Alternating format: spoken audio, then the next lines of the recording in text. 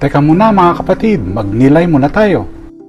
Sa Ebanghelyo ngayon, hinaharap ni Jesus ang pagdududa at pagtanggi ng mga tao. Tinanong nila, alam natin kung saan nagmula ang taong ito. Ngunit kapag dumating na ang Mesiyas, walang makaalam kung saan siya nagmula. Sa kabila ng kanyang mga aral at himala, marami ang hindi naniwala sa kanya dahil hindi siya tumutugma sa kanilang inaasahan. Ito ay katulad ng karanasan ng magkapatid na Wright, ang Wright brothers, na nakaimbento ng unang matagumpay na eroplano. Bago nila marating ang kanilang tagumpay, 4 na taon silang nag-eksperimento habang kinukutya ng marami. Maraming nagsabi na imposible ang pagpapalipad ng tao. Ngunit hindi sila sumuko. Naniwala sila sa isang bagay na hindi pa nakikita ng iba. Dahil sa kanilang pagtsatsaga, nagtagumpay sila at binago ang mundo. Gaya ng magkapatid na Wright, nagpatuloy si Jesus sa kanyang misyon kahit sa harap ng pagtutol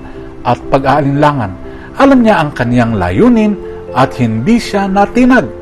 Sa ating sariling buhay mga kapatid, maaring dumating ang mga sandali ng pagsubok sa pananampalataya.